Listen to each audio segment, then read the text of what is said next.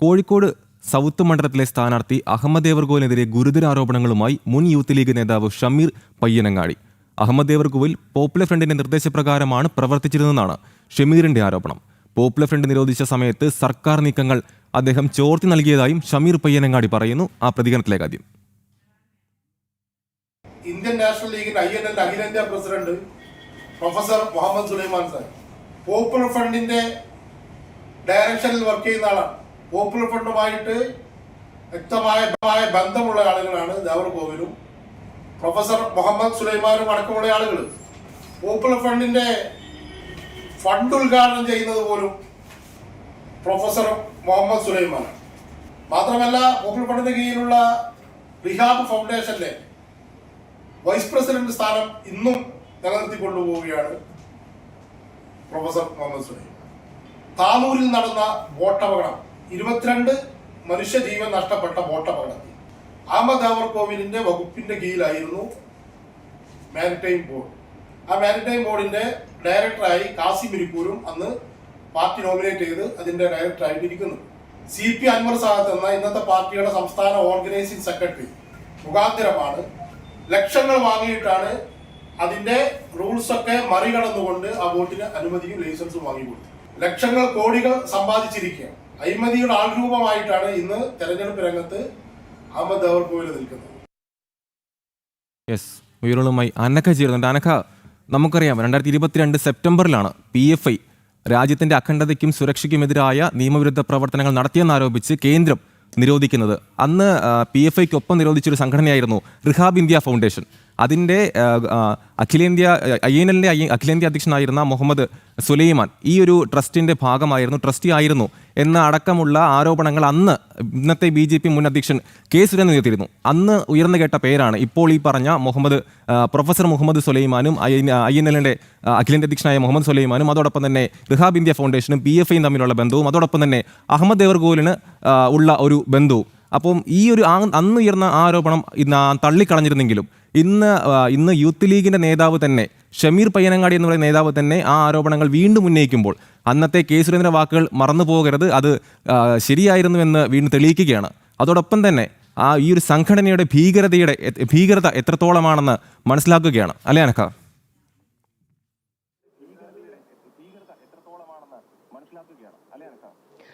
അമൽ, ഏറ്റവും പ്രധാനപ്പെട്ട കാര്യം കോഴിക്കോട് സൗത്ത് മണ്ഡലത്തിലെ സ്ഥാനാർത്ഥിയാണ്, LDFന്റെ സ്വതന്ത്ര സ്ഥാനാർത്ഥിയാണ് അഹമ്മദ് ദേവർകോവിൽ. മാത്രമല്ല, തുടർച്ചയായി സൗത്ത് മണ്ഡലത്തിലെ MLA ആയിട്ടുള്ള ആൾ കൂടിയാണ്, നിലവിലെ MLA കൂടിയാണ് അഹമ്മദ് ദേവർകോവിൽ. ഈ അഹമ്മദ് ദേവർകോവിലിനെതിരെയാണ് ഗുരുതര ആരോപണം ഉന്നയിച്ചുകൊണ്ട് നാഷണൽ യൂത്ത് ലീഗിന്റെ സംസ്ഥാന പ്രസിഡന്റ് ആയിരുന്ന, ഇപ്പോൾ നിലവിൽ അദ്ദേഹം ആ പദവി വഹിക്കുന്നില്ല, അതിൽ നിന്ന് പുറത്താക്കിയതാണ് ഷമീർ പയ്യനങ്ങാടി ഗുരുതര ആരോപണങ്ങൾ ഉന്നയിച്ചു രംഗത്ത് വന്നിരിക്കുന്നത്. നേരത്തെയും അദ്ദേഹം ചില തെളിവുകളൊക്കെ എടുത്തുകൊണ്ട് ഈ ആരോപണം ഉന്നയിച്ച് രംഗത്ത് വന്നിട്ടുണ്ടായിരുന്നു.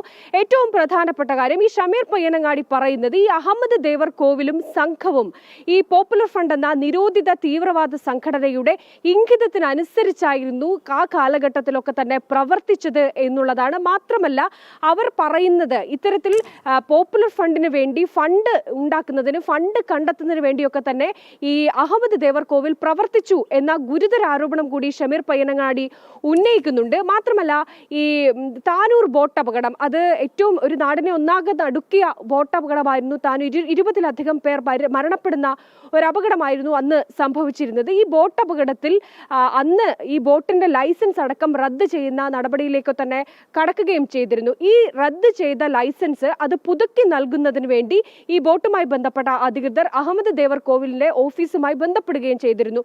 ഈ സമയത്ത് അത് പുതുക്കി നൽകുന്നതിന് ഈ ബോട്ടുടമയിൽ നിന്ന് ലക്ഷങ്ങൾ ഇവർ കൈക്കൂലിയായി വാങ്ങിയിട്ടുണ്ട് എന്നുള്ള മറ്റൊരു ആരോപണം കൂടി ഈ ഷമീർ പയ്യനങ്ങാടി ഉന്നയിക്കുന്നുണ്ട്.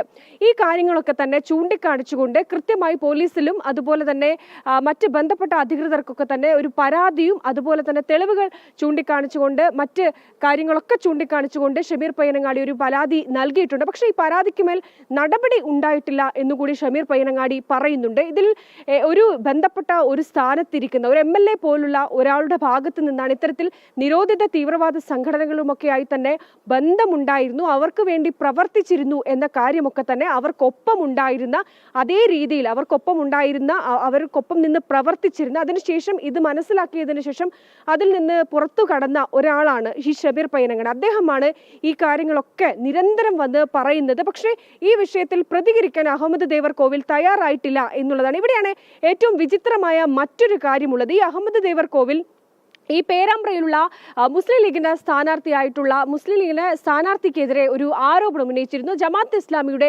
നോമിനിയാണ് ഈ സ്ഥാനാർത്ഥി എന്ന് പറഞ്ഞുകൊണ്ടായിരുന്നു അദ്ദേഹം സമൂഹ മാധ്യമങ്ങളൊക്കെ വലിയ പ്രചരണം ഈ അഹമ്മദ് ദേവർകോവിൽ നടത്തിയത്. പക്ഷെ അവിടെയാണ് അത് ജമാഅത്ത് ഇസ്ലാമിയുടെ പിന്തുണയാണ് ആ സ്ഥാനാർത്ഥി നേടുന്നതെങ്കിൽ പോപ്പുലർ ഫണ്ട് പോലുള്ള നിരോധിത തീവ്രവാദ സംഘടനകൾക്ക് വേണ്ടി പ്രവർത്തിച്ചു, അവർക്ക് വേണ്ടി ഫണ്ട് കണ്ടെത്തിയിട്ടുണ്ടായിരുന്നു എന്നൊക്കെയുള്ള ആരോപണങ്ങൾ വെച്ച് അത് ഒരു അധികാര സ്ഥാനത്തിരിക്കുന്ന ഒരു നേതാവിനെ കുറിച്ചാണ് ഈ രീതിയിലുള്ള ആരോപണങ്ങൾ ഉയരുന്നത് എന്നതാണ് അതിന്റെ ഗൗരവം വർദ്ധിപ്പിക്കുന്നത്. മാത്രമല്ല, ഈ അന്ന് നിരോധിച്ച റിഹാബ് ഫൗണ്ടേഷന്റെ വൈസ് പ്രസിഡന്റ് സ്ഥാനത്ത് നിന്ന് ഈ അഹമ്മദ് ദേവർകോവിലും അതുപോലെ തന്നെ മുഹമ്മദ് സുലൈമാനിയും, ഈ INLന്റെ വൈസ് പ്രസിഡന്റ് സ്ഥാനം വഹിക്കുന്ന മുഹമ്മദ് സുലൈമാനിയും ഇതുവരെ രാജിവെച്ചിട്ടില്ല.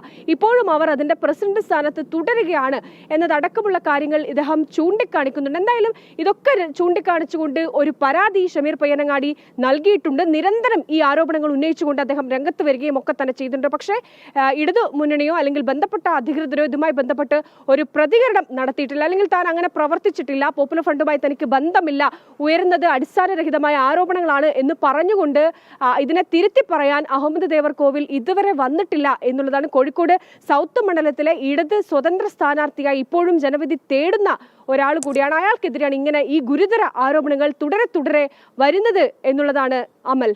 യെസ്, വ്യക്തമാണ്. അന്ന് കെ സുരേന്ദ്രൻ ആരോപണം ഉന്നയിച്ചപ്പോൾ തള്ളിക്കളഞ്ഞ INLും അഹമ്മദ് ദേവർകോവിലും ഒക്കെ ഇന്ന് യൂത്ത് ലീഗ് നേതാവ് തന്നെ ഇത്തരത്തിലൊരു വെളിപ്പെടുത്തൽ നടത്തുമ്പോൾ എന്ത് നിലപാട് സ്വീകരിക്കും, അല്ലെങ്കിൽ അവരെന്ത് പറയും എന്ന് തന്നെയാണ് ഇനി കണ്ടറിയേണ്ടത്. വരും മണിക്കൂറിൽ അതിനുള്ള മറുപടി ലഭിക്കുമെന്നാണ് പ്രതീക്ഷിക്കുന്നത്.